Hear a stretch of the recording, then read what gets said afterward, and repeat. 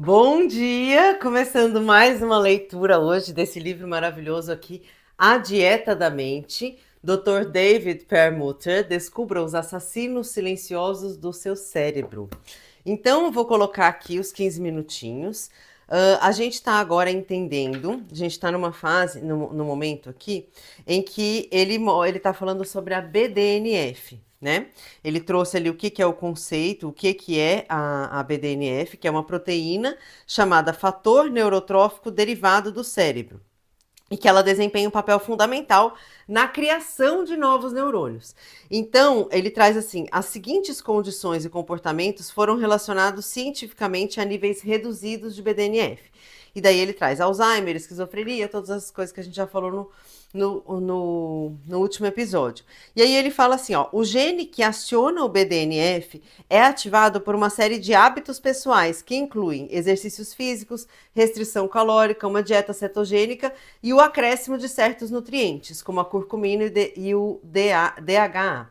Então agora ele vai detalhar cada um deles e a gente vai começar essa leitura. Estamos na página 180. Só estou trazendo aqui um pouquinho do conceito do que foi lido já ontem, para a gente não ficar perdida, né? Então vamos começar nossos 15 minutinhos por dia. Esse é o seu novo cérebro exercitado. Vou guardar a parte mais densa dessa conversa para o capítulo 8, que explora em profundidade o papel do exercício na prevenção do declínio cognitivo. As descobertas são espantosas. No estudo de 2014 da revista JAMA, que citei anteriormente, os pesquisadores afirmaram, referindo-se aos resultados que mostravam o poder do BDNF na proteção contra o declínio cognitivo. Isso é de interesse especial. Abre aspas. Isso é de interesse especial, pois os níveis séricos de BDNF podem ser elevados por meio de medidas simples de estilo de vida, tais como atividade física ampliada. Fecha aspas. De fato, o exercício físico é como um botão que liga a produção de BDNF, além de uma das maneiras mais poderosas de alterar os seus genes. Em termos simples, quando se exercita, você literalmente treina seus genes. Exercícios aeróbicos, em especial, não apenas ativam seus genes relacionados à longevidade, mas também estimulam o gene BDNF, entre aspas, hormônio de crescimento do cérebro. Mais especificamente, descobriu-se que os exercícios aeróbicos aumentam o BDNF, revertem o declínio de memória nos idosos e, além disso, aumentam o surgimento de novas células no centro de memória do cérebro. O exercício não serve apenas para ter uma aparência esbelta e um coração forte. Talvez seu efeito mais poderoso passe a maior parte do tempo despercebido no andar de cima, onde nosso cérebro habita.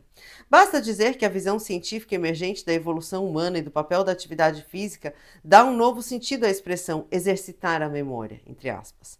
1 milhão de anos atrás, nós conseguimos percorrer grandes distâncias porque éramos capazes de andar e correr mais longe que a maioria dos outros animais. Isso nos tornou os seres humanos inteligentes que somos hoje. Quanto mais nos mexemos, mais aguçados ficou o nosso cérebro. E ainda hoje, o funcionamento saudável do cérebro exige atividade física regular, apesar da passagem do tempo e dos males do processo do envelhecimento. Restrição calórica. Outro fator epigenético que ativa o gene da produção de BDNF é a restrição calórica. Estudos detalhados mostraram claramente que quando um animal é submetido a uma dieta de restrição de calorias, reduzida em torno de 30%, a produção de BDNF pelo cérebro dá um salto e ocorrem fortes melhorias na memória e em outras funções cognitivas. Mas uma coisa é ler sobre pesquisas experimentais envolvendo camundongos num ambiente controlado. Outra, bem diferente, é fazer recomendações às pessoas com base em pesquisas com animais. Felizmente, agora já dispomos de amplos estudos com humanos que demonstram o efeito poderoso de uma redução na ingestão calórica sobre as funções cerebrais. Muitos desses estudos foram publicados em algumas das mais respeitadas revistas de medicina. Em janeiro de 2009, por exemplo, a Proceedings of National Academy of Science publicou um estudo em que pesquisadores alemães compararam dois grupos de indivíduos idosos. Um deles reduziu as calorias em 30% e o outro foi autorizado a comer o que bem entendesse. Os pesquisadores queriam verificar se era possível medir a diferença nas funções cerebrais entre os dois grupos. Ao final dos 3 meses de estudo, aqueles que tinham liberdade de comer sem restrições sofreram um declínio pequeno, mas claramente definido no, no funcionamento da memória, enquanto o grupo com a dieta de redução calórica, a memória até melhorou. e de maneira acentuada. Cientes de que as atuais abordagens farmacêuticas em relação à saúde cerebral são muito limitadas, os autores concluíram: as presentes descobertas podem ajudar a desenvolver novas estratégias de prevenção e tratamento para manter a saúde cognitiva em idade avançada. Fecha aspas. Evidências adicionais que sustentam o papel da restrição calórica no fortalecimento do cérebro e na maior resistência às doenças degenerativas vêm do Dr. Mark P. Mattson, chefe do Laboratório de Neurociências do Instituto Nacional para o Envelhecimento, que afirmou: dados epidemiológicos sugerem que indivíduos com baixa ingestão de calorias podem ter uma redução no risco de derrames e desordens neurodegenerativas. Há uma forte correlação entre o consumo alimentar per capita e o risco de mal de Alzheimer e derrames. Dados de estudos caso-controle de base populacional mostraram que os indivíduos com a menor ingestão diária de calorias tiveram os menores riscos de mal de Alzheimer e de Parkinson. Mattson estava se referindo a um estudo longitudinal prospectivo, de base populacional, com famílias nigerianas, em que alguns membros se mudaram para os Estados Unidos. Esse estudo específico conta uma história diferente para aqueles que acreditam que o Alzheimer é algo que você tem no próprio DNA. Foi demonstrado que a incidência de Alzheimer entre os imigrantes nigerianos vivendo nos Estados Unidos aumentou, se comparado aos parentes que permanecem na Nigéria. Geneticamente, os nigerianos que se mudaram para os Estados Unidos eram iguais aos parentes que permaneceram. Tudo o que mudou foi o ambiente, especificamente a ingestão calórica. A pesquisa concentrou-se claramente nos efeitos negativos de um consumo de calorias mais alto sobre a saúde cerebral. Em um estudo de 2016, publicado na Johns Hopkins Health Review, Mattson, mais uma vez, ressaltou a importância da restrição de calorias para evitar doenças neurodegenerativas, ao mesmo tempo que se melhora a memória e o humor. Uma das maneiras de fazer isso é por meio dos jejuns intermitentes, que vamos explorar plenamente no capítulo 7. Outra, obviamente, é enxugar o consumo diário. Se a perspectiva de reduzir o seu consumo de calorias em 30% parece assustadora, pense no seguinte: em média, consumimos 23% mais calorias por dia do que em 1970. Com base em dados da Organização das Nações Unidas para a Alimentação e Agricultura, o adulto americano médio consome mais de 3.600 calorias por dia. A maioria consideraria um consumo calórico normal em torno de 2.000 calorias diárias para mulheres e 2.550 para homens. Abre parênteses, com exigências maiores, segundo o nível de atividade e exercício, fecha parênteses. Um corte de 30% nas calorias, de uma média de 3.600 por dia, representaria 1.080 calorias. Grande parte do aumento do nosso consumo de calorias se deve ao açúcar. O americano médio consome diariamente cerca de 163 gramas, aí entre parênteses, 652 calorias de açúcar refinado, o que reflete um aumento de 30% somente nas 3 últimas décadas. Desse total, cerca de 76 gramas, 302 calorias, provém de xarope de milho rico em frutose. Portanto, concentrar-se somente na redução da ingestão de açúcar já seria meio caminho andado para alcançar uma redução significativa na ingestão de calorias, o que obviamente ajudaria na perda de peso. Com efeito, a obesidade propriamente dita está associado a níveis reduzidos de BDNF, assim como a elevação do açúcar no sangue. É bom lembrar ainda que um aumento do BDNF acarreta o benefício extra de uma redução no apetite, e o que eu chamo de duplo benefício. Mas, se os números acima ainda não são suficientes para motivá-lo no sentido de uma dieta que ajude o seu cérebro, o mesmo processo que ativa a produção de BDNF pode, em muitos aspectos, ser ativado por jejuns intermitentes, que, repetindo, vamos discutir mais amplamente no capítulo 7. Porém, na verdade, os efeitos benéficos do tratamento de condições neurológicas por meio da restrição calórica não são novidade para a ciência moderna. Eles são conhecidos desde a antiguidade. A restrição calórica foi o primeiro tratamento eficaz para crises epiléticas na história da medicina. Mas agora sabemos como e por que ela é tão eficaz. Ela confere profunda proteção neurológica, estimula o crescimento de novas células cerebrais e permite que as redes neurais existentes expandam sua esfera de influência, isso é, neuroplasticidade. Embora a ingestão reduzida de calorias esteja bem documentada no que diz respeito à promoção da longevidade em diversas espécies, inclusive nematódeos, roedores e macacos, as pesquisas também demonstraram que uma baixa ingestão calórica está associada com uma incidência menor de Alzheimer e Parkinson. E os mecanismos pelos quais isso ocorre são por meio de uma função mitocondrial melhorada e do controle da expressão gênica. O consumo de menos calorias reduz a geração de radicais livres, ao mesmo tempo em que estimula a produção de energia das mitocôndrias, minúsculos organelos em nossas células, que geram energia química sob a forma de ATP, adenosina trifosfato. As mitocôndrias têm seu próprio DNA e hoje sabemos que desempenham um papel-chave em doenças degenerativas, como Alzheimer e o câncer. A restrição calórica também exerce um forte efeito na redução da apoptose, processo pelo qual as células sofrem uma autodestruição. A apoptose acontece quando são ligados mecanismos genéticos internos das células que culminam na sua morte. Embora de início possa parecer surpreendente que esse processo seja visto como positivo, a apoptose é uma função celular crucial para a vida tal como a conhecemos. A morte pré-programada das células é uma parte normal e vital de todos os tecidos vivos, mas deve haver um equilíbrio entre a apoptose efetora e a apoptose de degradação. Além disso, a restrição calórica desencadeia uma redução nos fatores inflamatórios e um aumento nos fatores neuroprotetores, mais especificamente o BDNF. Também ficou demonstrado o aumento das defesas antioxidantes naturais do corpo pelo estímulo a enzimas e moléculas importantes na destruição do excesso de radicais livres. Em 2008, a doutora Verônica Araya, da Universidade do Chile, em Santiago, publicou um estudo realizado por ela em que indivíduos obesos e com sobrepeso foram postos numa dieta de restrição de calorias de 3 meses, com uma redução total de 25% das calorias. Ela e seus colegas registraram um aumento excepcional na produção de BDNF, que por sua vez levou a reduções notáveis no apetite. Também foi mostrado que o oposto ocorre. A produção de BDNF diminui em animais com uma dieta rica em açúcar. Resultados como esse foram replicados desde então. Uma das moléculas mais bem estudadas associadas à restrição calórica e ao surgimento de novas células cerebrais é a sirtuína, uma enzima que regula a expressão gênica. Nos macacos, uma ativação maior da sirtuína 1 estimula uma enzima que degrada amiloides, a proteína semelhante ao amido, cujo acúmulo é uma marca de doença como Alzheimer. Além disso, a ativação da sirtuína 1 altera certos receptores nas células, levando a reações cujo efeito geral é uma redução dos processos inflamatórios. Talvez de forma mais importante, a ativação do processo da sirtuína pela restrição calórica estimula o BDNF.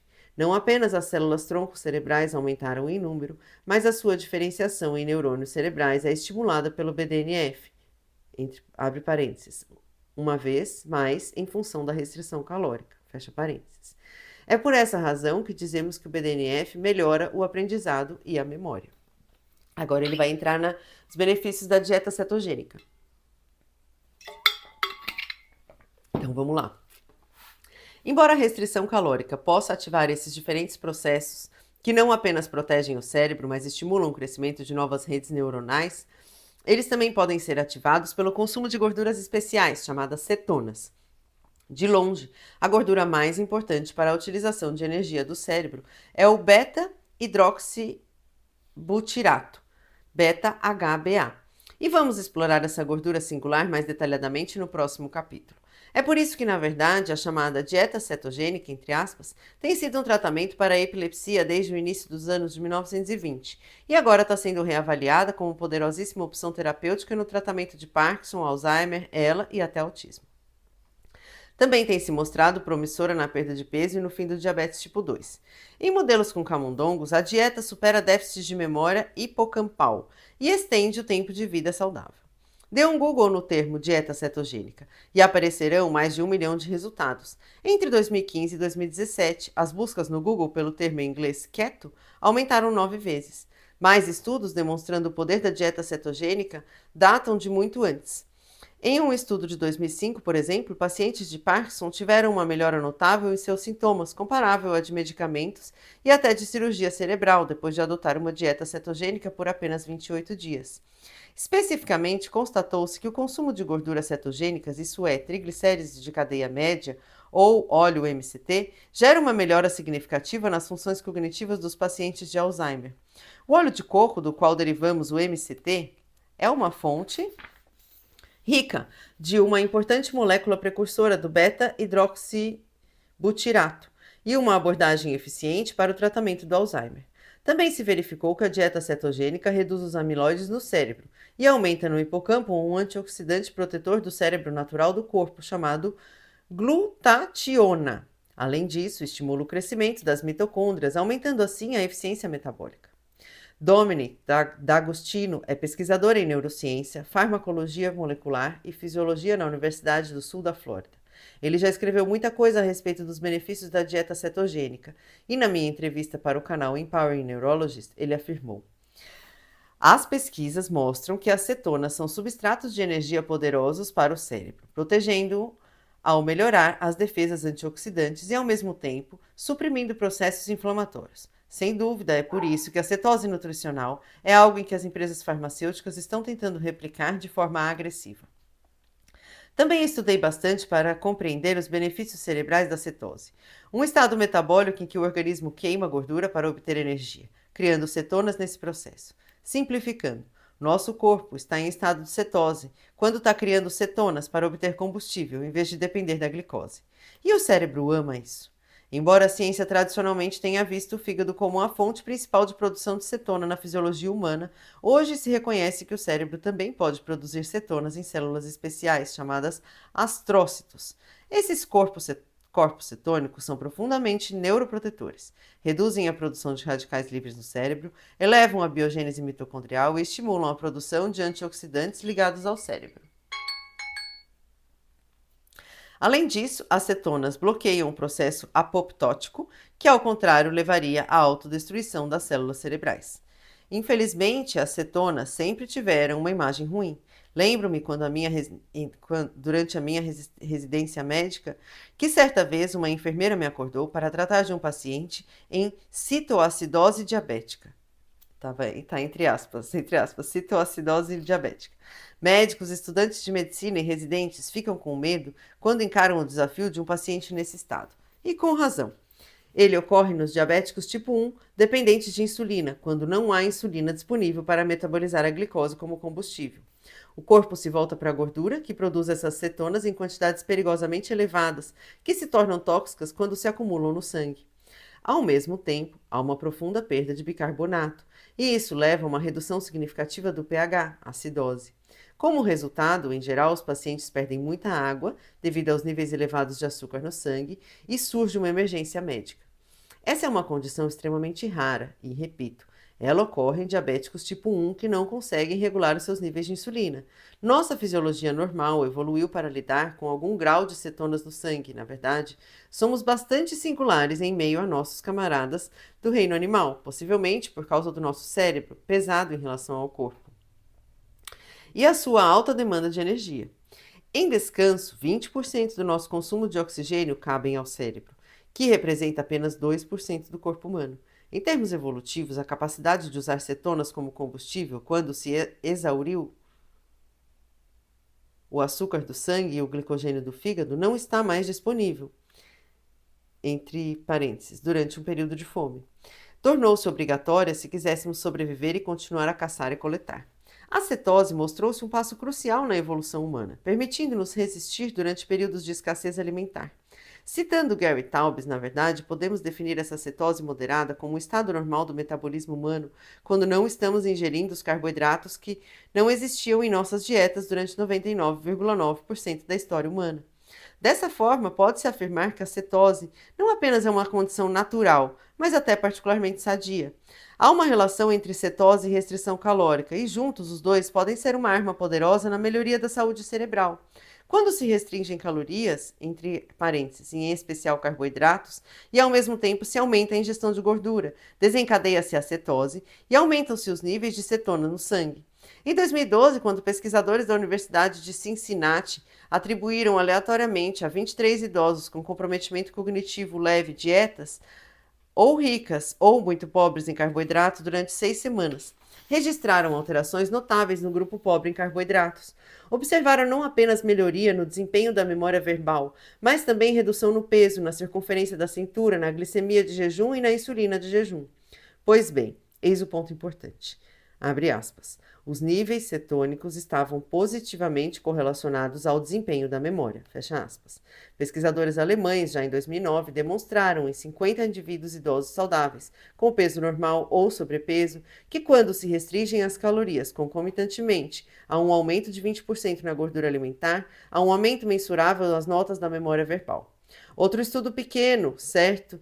Mas cujos resultados foram publicados na respeitável revista Proceedings of the National Academy of Science, gerando novas pesquisas semelhantes àquela da experiência de 2012. Esses indivíduos, quando comparados àqueles que não tiveram restrição calórica, demonstraram melhoria nos níveis de insulina e declínio da proteína C reativa, o famigerado marcador de processos inflamatórios.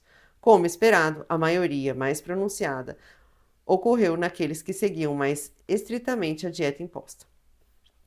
As pesquisas e o interesse pela cetose vêm explodindo nos últimos anos e continuarão assim. A chave para obter a cetose, como veremos em detalhes mais à frente, é cortar fortemente os carboidratos e aumentar a gordura alimentar. É simples assim. Você precisa restringir os carboidratos se quiser que seu cérebro atinja o bem-estar.